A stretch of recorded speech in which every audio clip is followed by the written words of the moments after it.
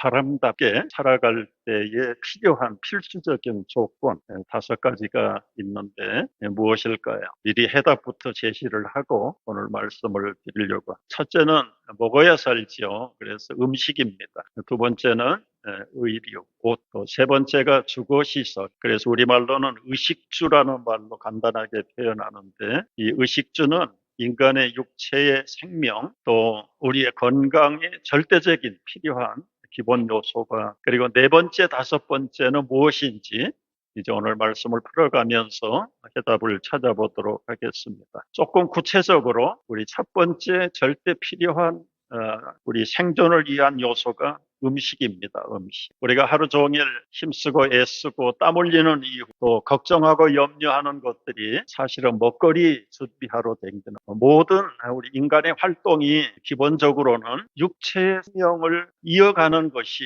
기본적인 필수 요소예요. 천하를 다 가진다고 해도 내 육체의 생명을 이어가지 못한다면 무슨 의미가 있습니까? 그래서 우선적으로 이 사람에게 절대 필요한 것은 우리 생명의 보존, 또 건강을 유지하기 위해서 하루에 필요한 영양분을 2때, 3때씩은 꼭 섭취를 하는 것이 기본적인 필수 여건입니다. 만약에 그 필요한 칼로리가 채워지지 않으면 시간이 오래 걸릴수록 우리 몸에 이상이 생기고 결국은 그 이상이 확대돼서 더 육체의 생명을 유지하기가 어렵게 됩니다. 참 우리 몸 안에 이 모든 기관들 얼마나 미세하고 섬세하고 어느 기관 하나도 중요하지 않는 기관이 없고 우리가 알지 못하는 쓸모없는 기관이 하나도 없고 그 중에 하나라도 만약에 제대로 기능을 못하면 결국은 온 몸이 불편하고 불편이 오래 지속되면 생명까지도 잃어버린 위험을 초래하는 것이 우리 인간의 몸, 우리 자동차의 구조처럼 자동차에 필요하지 않는 게 아무것도 없고 우리 몸도 역시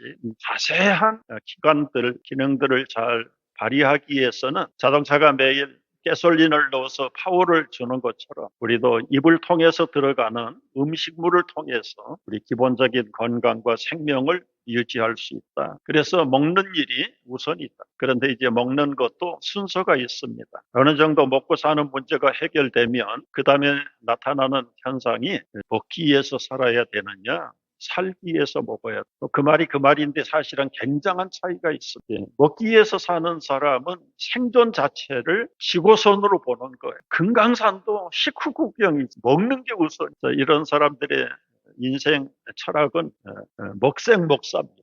먹기 위해서 태어나고 먹다가 죽어야지. 그러나 이런 분들은 조금 좀 수준이 1차원적인 그런 수준에 사는 사람들의 안녕, 조금 이제 고차원에 속한 사람들은 하루에 2번, 3번씩 먹다 보니까 또 1살, 2살씩 먹어가다 보니까 내가 살기 위해서 먹나, 먹기 위해서 도대체 살아서 뭘 하자는 거예요. 그래서 조금 차원이 달라지는 실존적인 우리 인생의 의미를 찾기 시작을 하는 것. 굉장히 철학적이고 실존적인 문제, 살기 위해서 먹는 것.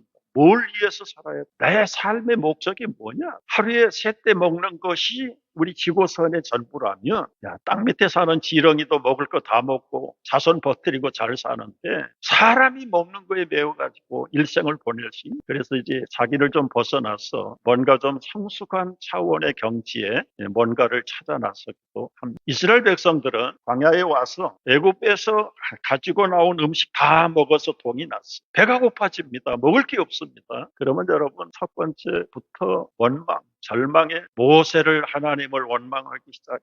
아니 우리 죽일 데가 없어서 이 광야까지 끌고 나와서 굶어 죽게 만들 거냐. 하나님이 모세를 통해서 이제 저들에게 이상한 신비한 하늘 양식을 내려. 아침에 일어나 보니까 온 지면이 하얀 눈 같은 것이 있는데 그게 둥글둥글하기도 하고 어떻게 가루처럼 생기기도 했는데 그걸 갖다가 집에서 찌어서 떡을 만들기도 하고 불에다 굽기도 하고 그것도 하루가 아니라 매일매일 1년이 아니라 40년 동안 매일 새벽마다 그 빈들에 내린 하늘의 양식. 사람들이 뭔지 몰라가지고 이게 뭐냐? What is this? 그게 이제 히브리 말로 만나.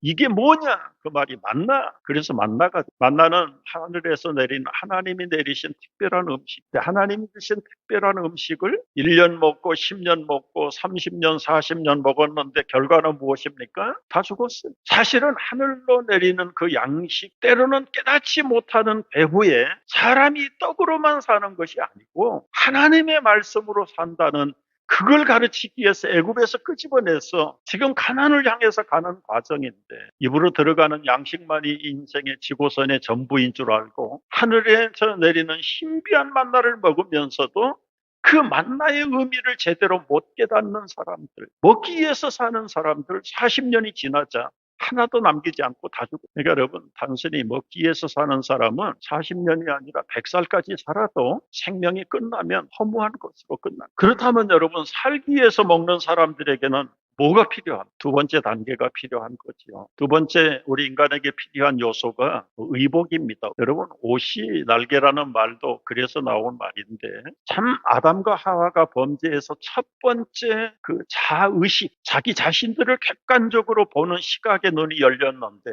그게 불행하게도 수치심입니다. 그 전까지는 아무것도 걸치지 않아도 전혀 부끄러움이 없이 자연스럽게 살았는데, 범죄하고 난 다음에 눈이 밝아졌는데 절대 벗은 몸, 배우자의 벗은 몸이 부끄럽고 수치스러운, 그래서 그 부끄러움과 수치를 가리기 위해서 나뭇잎을 꺾어다가 겨우 가림막을 하긴 했지만, 여러분, 나뭇잎이 몇 시간쯤 가겠습니까? 말라서 바스락거리고 다시 사라지고 반복해야 되고, 하나님이 보실 때에 그게 안쓰러워서 당장에 갈아입지 않는, 어쩌면 아마 영원히 부끄러움을 가려줄 수 있는 가죽옷을 입혀. 그래서 이 의복의 변천사를 보면 처음에는 그저 부끄러움 가리기, 오늘날은 그 의복이 가지고 있는 기능들이 상당히 다양화되었고 다변화되었어요. 여러분, 경우에 따라서 입는 옷들이 다 달라요. 작업할 때는 작업복, 운동할 때는 운동복을 입고, 자기 전문 분야에 갈 때는 전문 기능적인 가운을 입어야 되고, 예식 있을 때는 예복을 갖춰야 되고, 잘 때는 잠옷을 입어야 되고, 참 얼마나 많은, 어느 그룹에 속하면 유니폼을 입어야 돼. 근데 그 옷에 따라서 그 삶의 기능과 역할이 다 다양해요. 요즘은 단순히 부끄러움을 가리는 옷이라기보다는 기본적으로는 우리 체온을 보존하고, 그리고 외부에 어떤 크고 작은 불의의 공격이 있을 때 부상으로부터 몸을 보호하고, 그러면서도 이제 사회적인 신분, 또 때로는 자기의 인격과 교양을 드러내는 척도가 이 의복을 통해서 나타나는, 아무리 거지라도 알몸으로 돌아다니는 거지는 자기의 부끄러움을 다 감춰야 돼. 결과적으로는 여러분, 구약에서는 이 시청각적으로 하나님께서 설교하셨는데, 성숙하지 못한 구약 백성들은 이 옷의 참 기능이 우리의 진정한 부끄러움을 감추는 것이, 그게 아무리 좋은 고급 옷을 입었다 할지라도 우리 인간의 양심의 죄악을 감출 수 있겠다. 결국은 우리의 의의 옷을 만들어 주신 예수 그리스도의 중보의 옷을 입지 않고 하나님 나라 전체, 천국 잔치에, 생명 잔치에 들어갈 유명한 예화 가운데 하나가, 예복을 입지 않고 잔치집에 들어온 그 축하객, 임금이 둘러보다가 다 예복을 주었는데 이 사람 혼자 그 예복을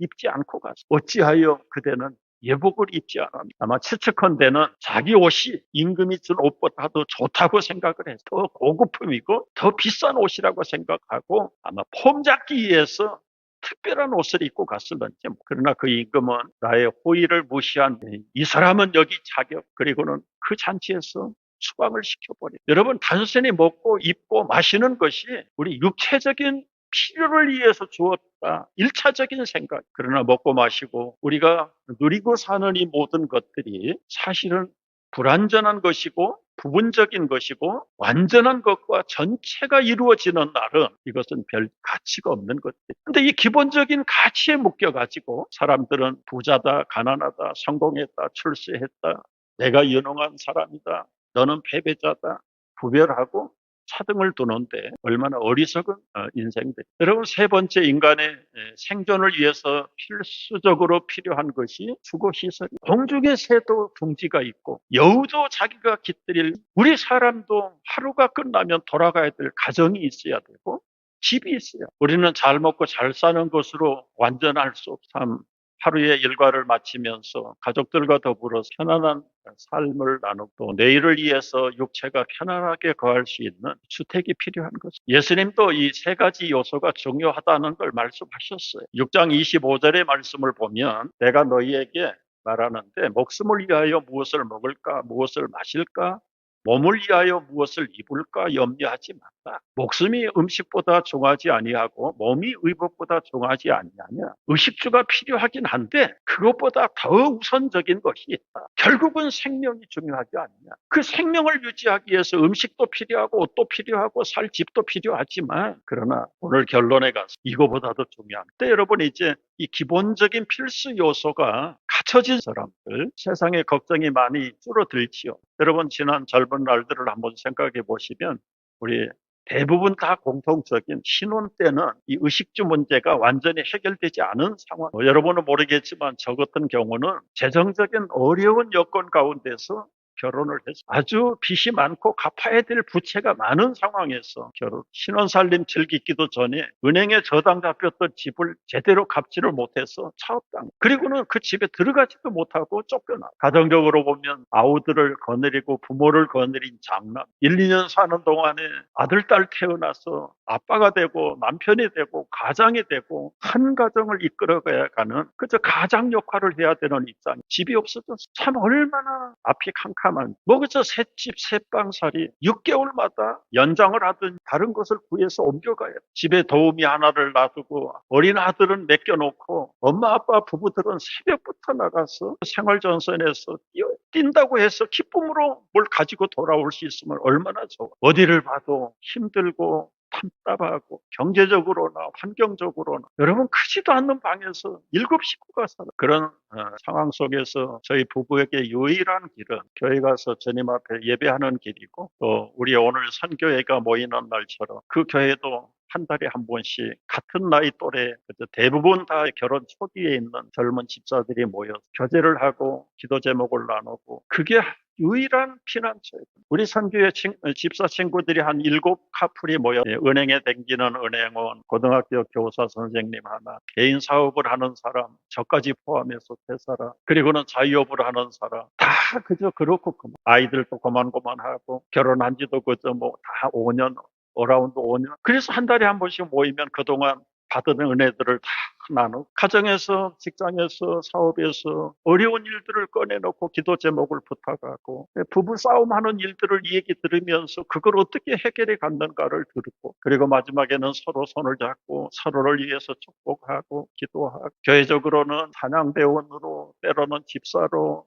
때로는 각 부서에 흩어져 가지고 훨씬 봉사를 하는 집사님. 그때 저는 목사가 되고 싶지 않았어. 교회 전도사 사표 내고 신학교도 그만 중단을 해버리고 시장에 가서 여자 의류 제품을 만들어서 홀세일하는 사업. 이게 히트를 치면 얼마나 좋아요. 그런데 한 달이 가도 2달이 가도 전혀 햇빛들 나게 매달릴 수 있는 것은 주님 앞에 나가서 기도하는 일과 어떤 조건적인 반사로 더 주님을 위해 교회를 위해 최선을 다 그리고 엎드릴 때마다 주님이 그런 마음을 주세요. 야, 내가 너를 집사로 부르지 않고 목사로 불러놓은 너는 뭘? 하나님 제 입장을 보세요. 제가 대식구의 가장 역할을 하는데 제가 신학교 가면 어떻게 되는 겁니까? 아우들 4명이 있지요. 아들, 딸이 있지요.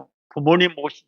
거기다가 경제적으로 지금 아주 찢어지게 가난하고 어려울 집이 있습니까? 뭐가 있어? 그런데 이걸 그만두고 제가 신학교로 가버린다면 어떻게 되는 겁니까? 이건 인간적으로는 방법이 전혀 없고 그럴수록 매달려서 주님 피할 길을 주셔야 됩니다. 참 부르짖고 구하고 찾을 분은 주님밖에 없어. 무엇을 먹을까 입을까 살까 염려하지 말고 염려 안 하려고 하는데 염려가 떠나지 않으니 어떡합니까? 때로는 금식하고 때로는 산기도에 가서 기도원에서 기도 그래도 도저히 해결책이 보이지 않는 거예요. 그래서 제 나름대로 무작정 해결책을 만들어서 이거는 아주 무책임한 해결책. 옳지. 내가 주님을 위해서 망해야 돼. 가룟 유다 마리아가 향유를 예수님의 머리에 부어드릴 때 아주 날카롭게 지적을 해요. 왜 그 비싼 향유를 허비하느냐? 그거 팔아서 가난한 사람 구제하면 얼마나 좋을까. 저는 왜 허비하느냐 거기에 눈길이 꽂혀서 그렇지 주님을 위해서 허비해야 되는데 지금까지 나의 삶을 돌아볼 때 넉넉진 않지만 그래도 이 어린 아들 딸들 먹일 때 옷 입힐 때 수입산이 아니면 안 입히고 수입산이 아니면 안 먹이고 고급품을 그러면서 주님을 위해서 허비한 건 아무것도 얼마나 내가 구두쇠 역할을 했는지 돌이켜보니까 교회 봉사는 몸으로 때우는 일을 하는 내 지갑을 열어서 주를 위해 교회를 위해 교인들을 위해 허비한 일은 전혀 교사로 봉사하면서도 우리 부장 집사님 장로님이 우리 교사들을 대접하면 거기서 잘 먹고 배가 부르도록 먹고 찬양대원들을 회식한다고 그러면 찬양대 대장이 대접하면 가서 실컷 먹기는 않은 교사라는 사람이 학생들을 위해서 쉬운 말로 눈깔 사탕 하나 허비한 적이 없고 그들을 위해서 기도는 한다고 하면서 그들의 필요를 채워주지 못하는 나를 보면서 너무 부끄럽기 시작. 그때부터 이걸 어떻게 하면 좋을까? 그래, 내가 일일이 찾아다니면서 대접을 못한다 하시라도 이제 내가 당한 이 상황을 벗어나기 위해서 빨리 사업이 망하고 천부의 의지 없어서 손들고 신학교 가게 하시오. 그 방법으로 이제 망하기 작전을 시작. 하루에 매출이 있는 곳에서 세보지도 않고 반으로 나눠가지고 오른쪽 주머니는 헌금으로 왼쪽 주금은 사업 운영 자금으로 여러분 매출도 많지 않은데 그렇게 한 달 좀 하면 망해야 되는 거 아니에요? 그런데 그렇지 않아요. 참 이상하다. 우리 한 달에 한 번 모였는데 재정부에서 일하는 우리 집사 친구가 김 집사가 우리 교회에서 최고로 헌금을 많이 해요. 여러분 원납교회라고 거기 한 5, 600명 어른들이 모이는 중형교회 아주 부자들이 많은 아니 내가 1등을 하다니 그게 무슨 말이야. 그러나 저는 1등하고 2등하고 하는데 관심이 없고 빨리 많이 바쳐서 망하는 것이 저의 속. 그런데 한두 달 지나면서 보니까 이게 하나씩 풀리기 시작하는데 이게 생각하고는 영 거꾸로. 어느 날 이사야서를 읽다가 말씀을 발견했는데 55장 8절 말씀에 이런 말씀이 나와요. 내 생각이 너희 생각과 다르고 내 길은 너희 길보다 다릅니다. 하나님 말씀이다. 하늘이 땅보다 높은 것 같이 내 길은 너희 길보다 높고 내 생각은 너희 생각보다 높다. 네가 망하려고 허비했느냐? 망하지 않는다. 그러면서 상황은 거꾸로 풀려가는 참 신비하고 놀랍다. 그런데 한 1년 어간도 안 됐어요. 하나님께서 그냥 시장 용어로 히트를 치는 신제품을 만들면 만들수록 히트를 치는데 아마 몇 달이 안 돼가지고 강남 청담동에 아파트를 2채나 사고 이사를 가는데 와 여러분 채빵살이 하다가 아파트 분양받아서 이사 가는데 세상이 내 안에 그런데도 가정기도 예배하면서 이것이 우리가 잘해서 보던 것도 아니고 하나님 주신 건데 이걸 통해서 하나님 영광을 돌려야 되지 않나. 그래서 마침 강변교회를 건축할 때에 그것도 저당 잡혀서 팔아서 건축원금으로 청담동에 있는 아파트 또 2번째 바치면 바칠수록 마음이 시원해지고 그리고는 모든 미래에 대한 염려는 다 사라져. 그렇게 하면서 이제 저는 때가 돼서 신학교로 복학을 하고 한 6년을 신학 공부하면서 말씀을 묵상하고 더 나가다가 보니까 내가 이 마륙 33 말씀을 잘못 이용했다 하는 것을 여러분 이 말씀을 다시 한번 보십시오. 31절에 보면은 먹을 것과 마실 것과 입을 것을 염려하지 말라. 이런 것들은 누가 구하는 것이다? 다 이방 사람들이 구하는 것이다. 제가 지금까지 하나님 앞에 헌신하고 허비하고 최선을 다해서 망하려고 했던 동기가 뭐냐? 결국은 내어치나 거꾸로 치나 본질은 똑같아. 그치그치그단 가난에서 벗어나고 싶어. 그런데 거꾸로 하나님에게 망할 것을 갖다 받. 헌신하고 시간을 드리고 물질을 드리고 헌금을 드리고 마음을 드리는 그 최종의 목표는 뭐냐? 먹을 거, 입을 거, 살 거, 걱정 없도록 살기 위해 제 자신을 이렇게 보여주는 그거는 이방인들도 구하는 거야.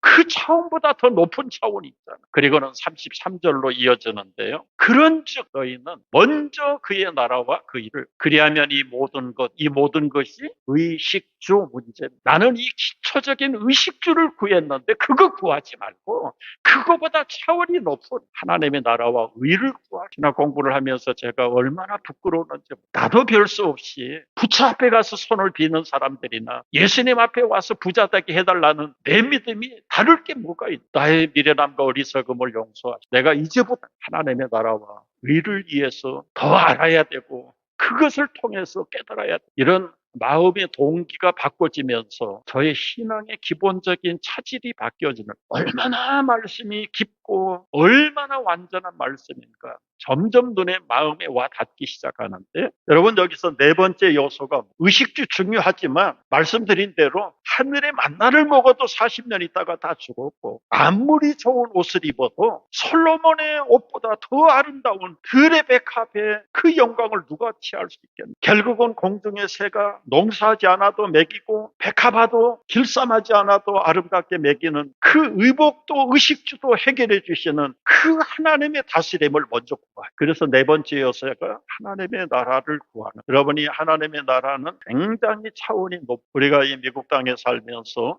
법적으로는 미국 시민권자가 대부분이고, 아직도 우리가 시민권을 얻지는 못했지만 그래도 이 땅의 법과 질서를 따라서 시민으로서의 의무를 하면서 지켜야 되는 것이 이 미국 땅에 사는 사람들의 의무고 특권이고요. 여러분, 하나님의 나라를 구한다는 것은 이 나라를 세울 때에 이 건국의 아버지들이 기도하면서 세웠던 이 건국의 비전, 그리고 정신, 그리고 미래를 어떤 나라로 세워야 할 것인가, 그걸 우리가 알아야 돼. 이걸 제대로 알지 못하면 법적으로는 미국 시민이지만 내용적으로는 사실은 코리안 아메리칸이지 진짜 아메리칸. 여러분 경험해 보셨는지 몰라요. 제가 시민권 인터뷰하러 갔는데 판사가 그런 질문을, 당신은 코리안 출신이고 이제 선서하고 이 미국 시민이 될 순간인데, 만약에 당신이 시민권을 얻어서 미국 시민이 되었을 때 미국과 한국이 붙어서 전쟁을 했. 그러면 당신은 어느 나라 군인이 될까? 여러분 대답 잘못하면 시민권 못 얻. 분명히 코리아는 마더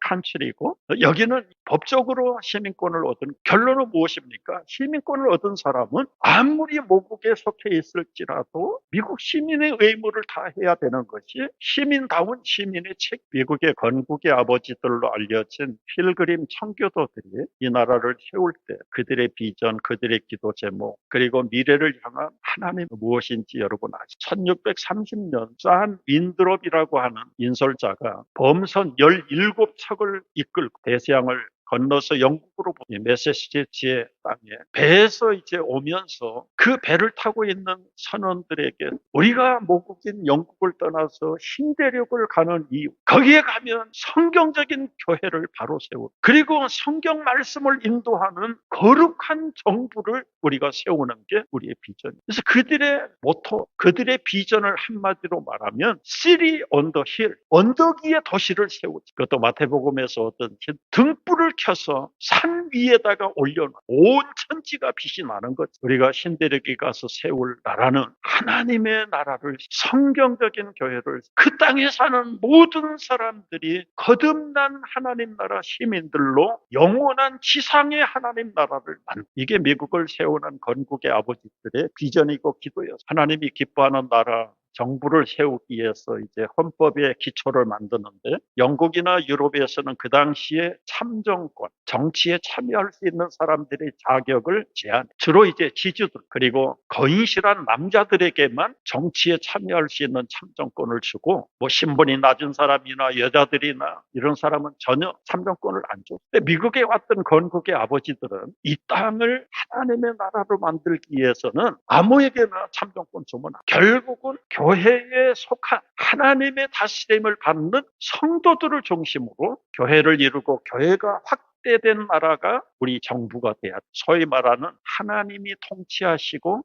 하나님이 세우시는 신정국가를 만드는 것이 아메리칸 대리. 교회 회원이라는 것을 어떻게 규정을 했는지 한번 보세요. 성경적인 이 신앙을 고백한 사람, 바른 신앙을 고백하고 도덕적으로 흠이 없고 그리고 거듭났다는 확실한 체험을 가진 사람들을 교회 성도라고 회원이라고 인정. 그러니까 여러분, 거듭남의 체험이 없는 사람은 참정권이 없는 거예요. 이게 교회고, 이 교회가 구석구석마다 세워져서 확대된 게 정부가 돼요. 사실은 영국이나 유럽의 정치 형태나 미국의 정치 형태가 확대된 교회가 국가가 돼, 정부가 돼. 반대로 말하면 축소된 나라, 그게 가정이고 그래서 여러분 교회와 나라는 이중적인 존재가 결국은 확대된 교회는 정부고 축소된 정부는 교회고 더 축소가 되면 가정이 모여서 교회를 이루고 교회가 모여서 정부를 이루고 이게 미국의 건국의 아버지들의 꿈이었고 그리고 그들의 기도 제목. 여러분 우리는 이 나라에 살기 때문에